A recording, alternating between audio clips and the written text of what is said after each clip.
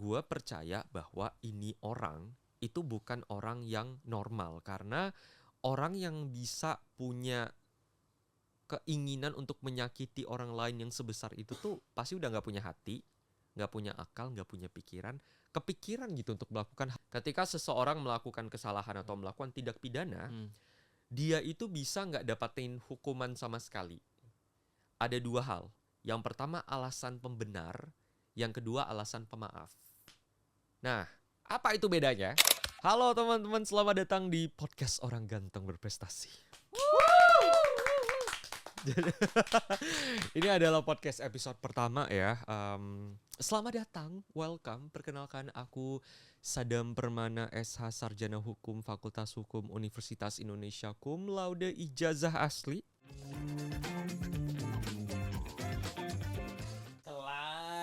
Kelas. Seorang content creator yang sudah mencapai 1 juta follower. Terima kasih. Thank you so much. Thank you loh. Ya gue sehari-hari membahas tentang kasus hukum ya, kasus sosial, isu-isu sosial yang hangat di masyarakat, karena gue ada lulusan Fakultas Hukum UI, ijazah asli. Asli bener. Asli dong. Mau lihat? Boleh. Nggak perlu ada pembuktian kalau ini udah pasti asli. Nah, karena negara kita tuh emang negara Konoha nih emang kocak. Banyak banget hal-hal yang kita bahas. Tapi mungkin gue sebagai seorang Gen Z yang ganteng dan berprestasi ini, gue mengedukasi banyak orang. So, biasanya pendek-pendek gitu ya. Ini sekarang podcast biar lebih panjang aja. Jadi kalau misalnya kalian lagi makan, bisa nonton podcast ini lagi sarapan, makan siang yang bergizi gitu ya. Lagi libur. Iya. Tapi katanya lagi libur tetap lanjut. Iya. Itu bisa banget. Lagi sebelum tidur mau dengerin podcast ini bisa. Lagi nyetir gitu misalnya ya. Itu bisa banget. Lagi pacaran misalnya. Iya benar. Lagi Bisa. ngawal mungkin. Bisa nonton bisa. Nonton. Yang di Prancis bisa nonton. Di Prancis hotelnya mewah. Bisa banget. Oke, dan hari ini di podcast ini gue nggak sendiri, gue ditemanin sama ada Kak Adit dan Irfan. Yes. Jadi ini podcastnya tuh sebenarnya ya udah gue bahkan nggak tahu mau bahas apa nih. Kalian deh yang bahas. Gue sebagai narasumber di sini nggak apa-apa. Mau bahas apa sih guys? Apalagi yang mau dibahas di negara ini tuh apalagi? Kok diam mereka takut ya? Kagak. Kenapa? Oke. Ya, tadi kita ngobrolin negara Zimbabwe ya. Iya. Zimbabwe. Konoha. Konoha. Iya. aja. Konoha Oke. aja. Kenapa sih emang kita mau bahas apa sih di hari ini? Jujur Dam, gue hampir 2 mingguan ke belakang itu agak susah tidur. Kenapa? Sejujurnya. Mungkin ini salah satu hal yang gua selama gua hidup ini tuh salah satu kasus yang kalau bisa gua bilang itu yang ekstrim banget lah. Cukup bikin gua tuh susah buat tidur. Dan ini akhirnya ada di negara kita terungkap. Kepikiran terus. Iya. Gitu. Yaitu kemarin kasus seorang perempuan yang disekap oleh pacarnya selama bertahun-tahun hingga menyebabkan kebutaan. Ya dianiaya terus hingga menyebabkan kebutaan, terus bibirnya digunting segala macam, dan itu cukup membuat gua susah banget untuk tidur karena gua ngerasa kayak kok ada orang setega itu. Kok bisa ya? Kok bisa ada orang setega itu menyakiti perempuan. Terus kayak gue mikir kalau itu terjadi dengan anak gue atau saudara gue atau siapapun orang yang gue kenal, seorang perempuan, terus dihadapkan dengan situasi seperti itu tuh gue mikir kayak anjir gimana ya perasaan gue. Iya. Ini pelakunya gue apain ya gitu. Iya. Udah depan muka gitu. Sampai bahkan kepala korban tuh bengkak karena saking cairan gitu ya, karena kan udah infeksi cairan, dan bahkan keluar belatung. Ada belatung di kepalanya. Itu waduh. Oke. Yeah. Itu kasus yang gue bahas juga. Gue juga mengawal kasus itu, Dan bahkan yang gue masih nggak habis pikir adalah si pelaku ini, jadi ceritanya korban ini udah sakit ya, udah posisinya tuh udah matanya udah buta, bibirnya digunting gitu ya dan lain sebagainya. Tapi karena dia sakit, pelaku ini itu masih ngantarin korban ke rumah sakit. Betul. Dan setelah itu baru kan? Setelah itu baru dia kabur. Kayak ini nggak mikir nih ini. Dia nganterin katanya istri. Jadi awalnya itu karena itu kosan, dia kira itu, dia bilang kalau misalnya nih istri saya gitu. Padahal belum nikah gitu. Itu dianterin ke rumah sakit nih. Maksudnya kayak orang-orang di luar tuh nggak curiga karena dia bilangnya gini, "Oh, ini istri saya habis jatuh dari kamar mandi atau dari mana gitu. Jatuh." Tapi posisinya tuh kayak gitu kan nggak mungkin ya. Jadi emang menurut gue nih orang emang sakit sih. Emang sakit banget.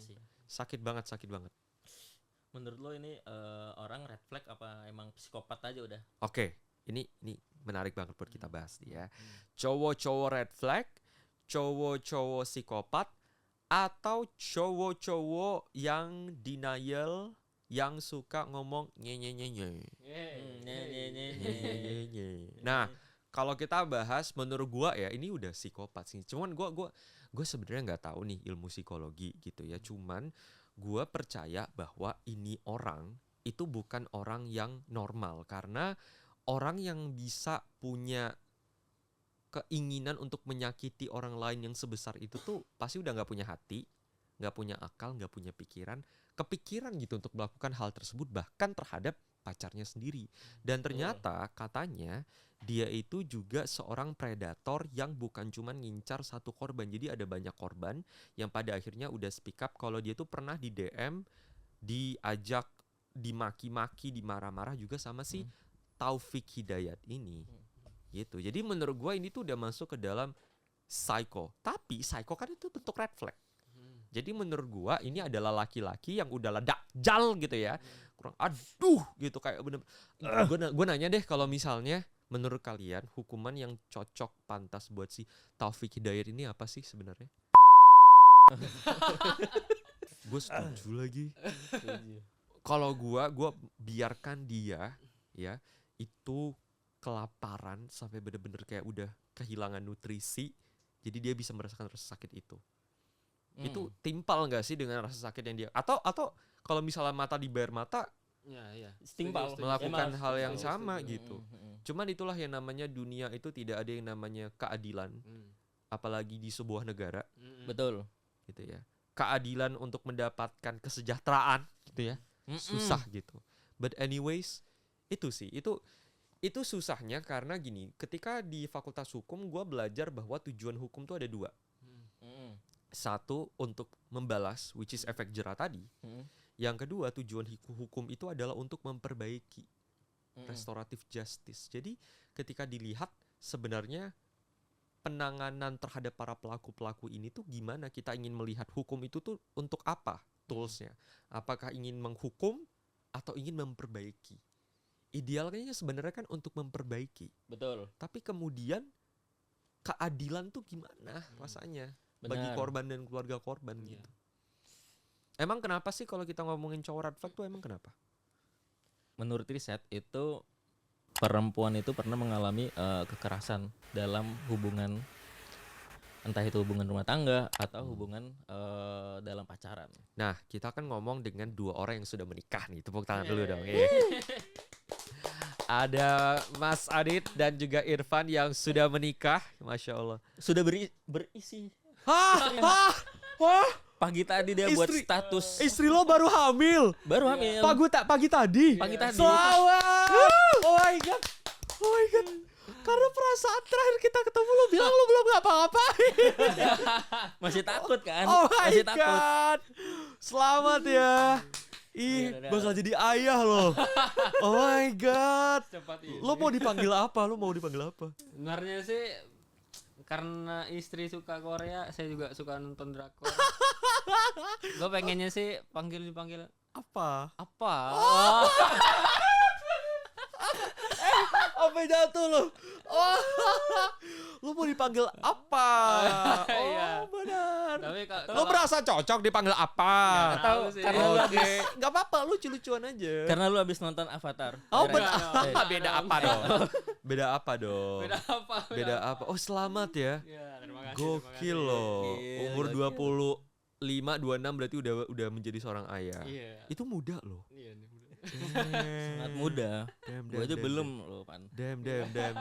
Oke, selamat ya sekali lagi ya. Tapi ngomongin masalah pernikahan, emang dari kalian sisi yang sebagai seorang suami nih ya, doain lo gua bisa nyusul gitu ya. Amin. Kita doain Sadam ya, biar cepet nyusul.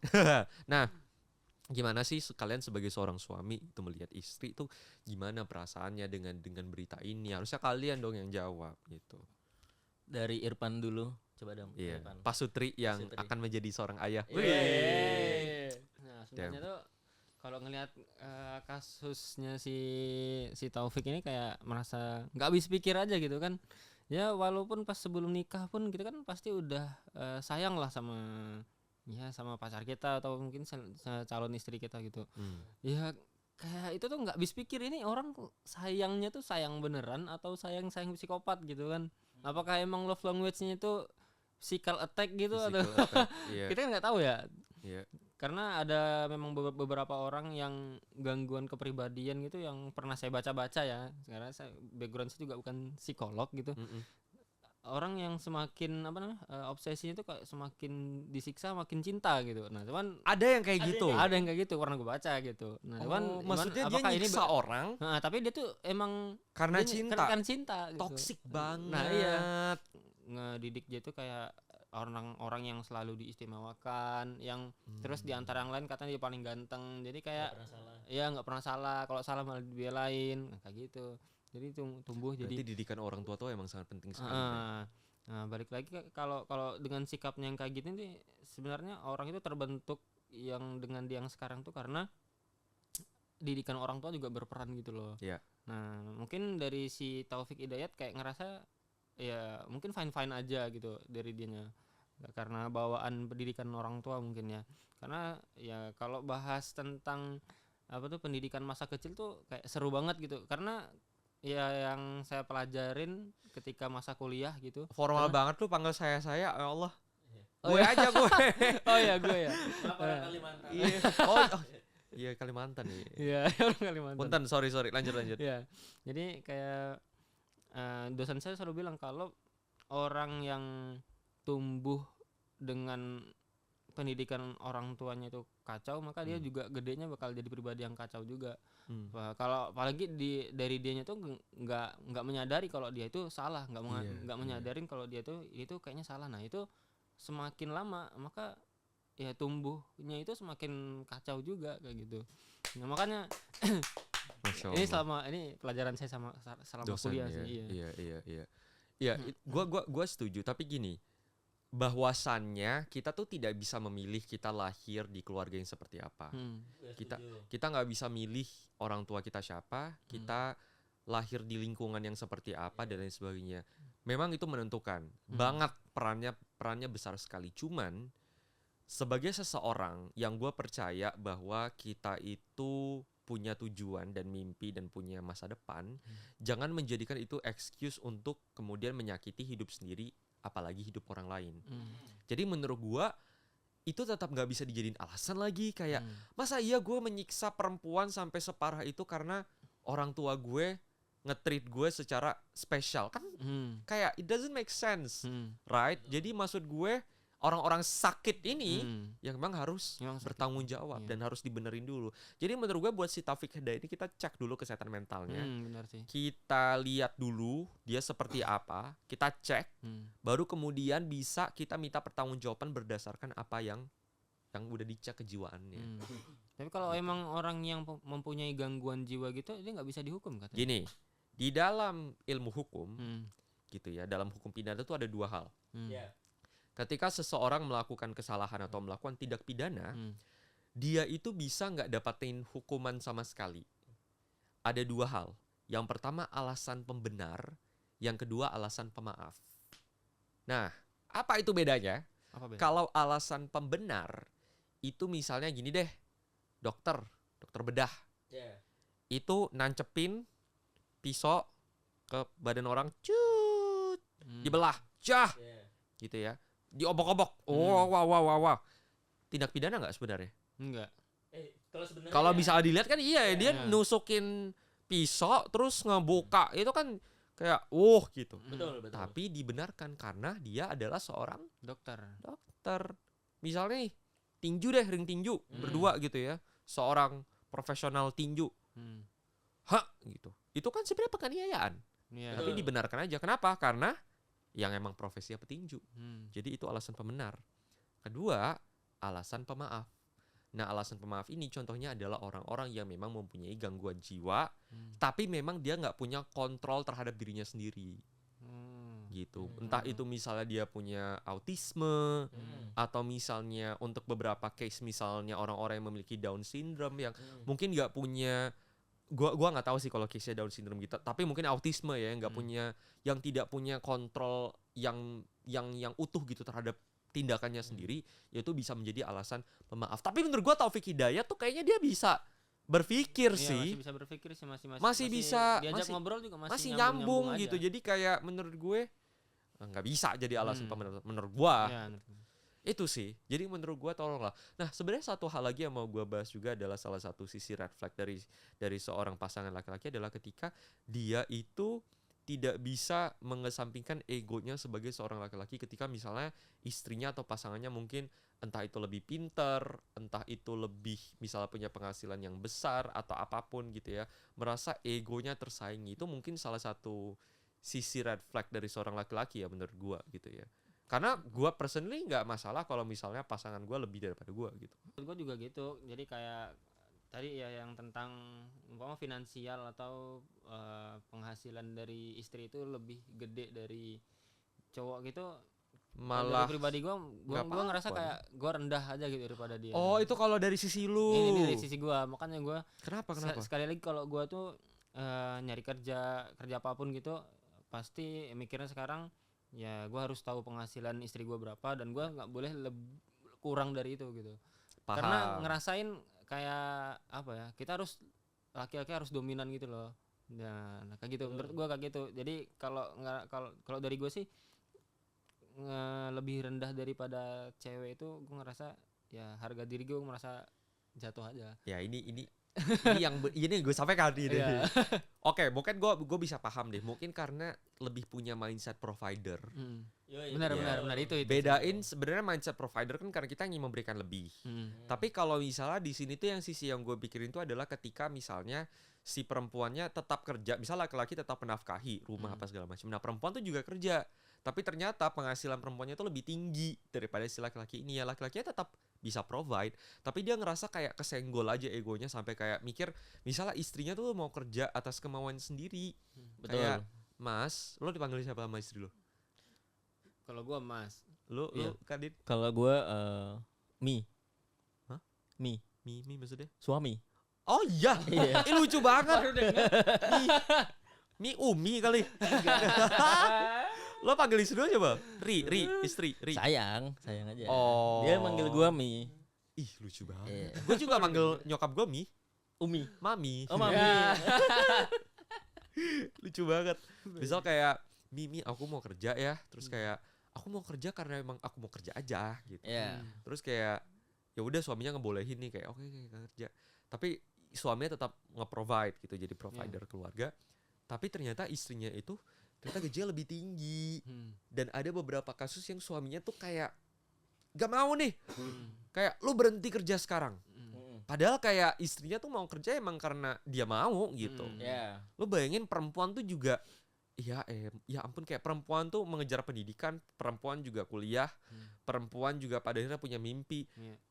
Kalau misalnya perempuannya memilih untuk tidak mau kerja dan akhirnya jadi ibu rumah tangga, itu harus dari pilihan perempuan. Betul. Tapi kalau misalnya perempuannya tetap mau lanjut karena memang pilihan dia sendiri, itu harus dari pilihan perempuannya sendiri. Jadi maksud gua adalah cowok red flag itu adalah cowok yang pada akhirnya merasa keputusan dia itu final. Dia tidak mau berdiskusi terhadap apa yang sebenarnya diinginkan oleh pasangannya atau istrinya gitu. Sepakat gua sama Sadam. Itu sih. Jadi kita dari tadi bahas tentang cowok psikopat, cowok red flag. Jadi menurut gue kita pendek-pendek aja, yang penting kan quality over quantity. Betul. Pendek-pendek dulu, yang penting kita ngelihat dulu kualitasnya seperti apa.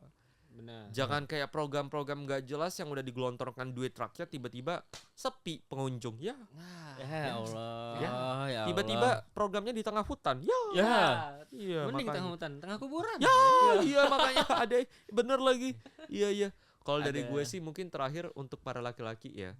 Menurut gue kita harus belajar menjadi manusia yang bisa memanusiakan orang lain lah.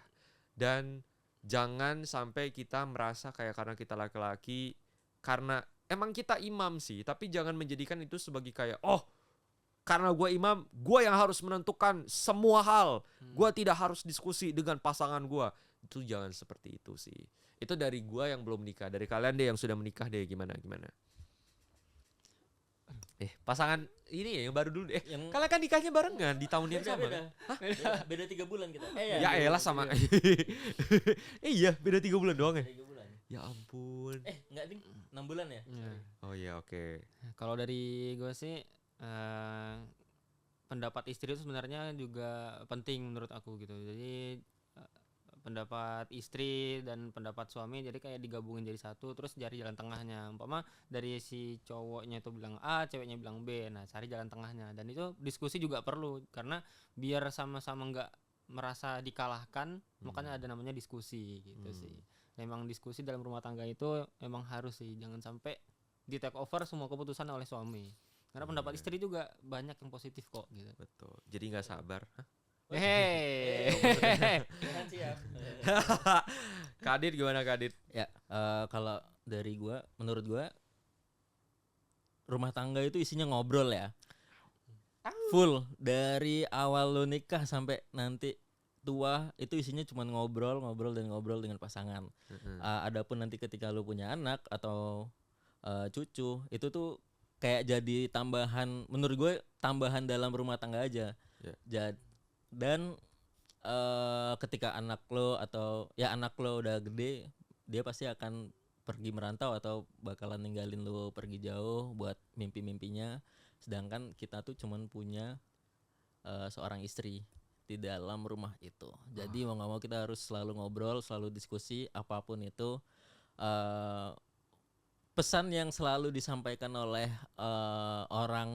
orang-orang yang datang ke nikahan gue adalah banyakin ngalah aja ketika dalam rumah tangga apapun itu, karena gue percaya mereka udah lebih berpengalaman pastinya. Dan ketika mereka datang dengan istri mereka, kan banyak orang tua yang udah kakek nenek yang datang dan udah pasti melewati banyak hal lah dalam rumah tangganya sampai awet tuh hubungannya sampai awet tua. Magang ya. Ya, kita masih magang. Nah, gua masih probation cenah. Probation. Ya, jadi gua ketika mereka ngomong seperti itu ya bener dari awal yang disampaikan sama Sadam, apapun itu ya coba kita dengerin dari sisi perempuan mereka maunya kayak gimana.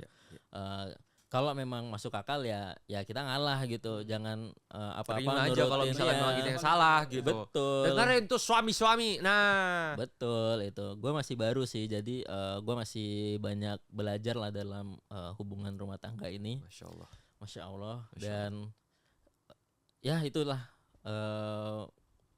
jangan sampai kita tuh fokus sama ego kita tapi mengesampingkan pendapat istri kita. Bener, gitu. Bener.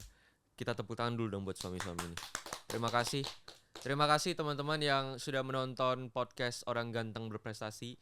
Siapa tahu di episode-episode berikutnya kalau kalian mau curhat tentang kondisi rumah tangga gitu ya, hubungan, asmara, pendidikan atau kondisi negara gitu ya, tinggal DM saya, nanti kita bahas kasusnya bersama-sama ya. Bahas sama-sama. Terima kasih, saya Sadam Permana dan bersama dengan Kak Adit dan Irfan di sini pamit undur diri. Terima kasih. Wassalamualaikum warahmatullahi wabarakatuh. Sampai ketemu di episode selanjutnya. Dadah.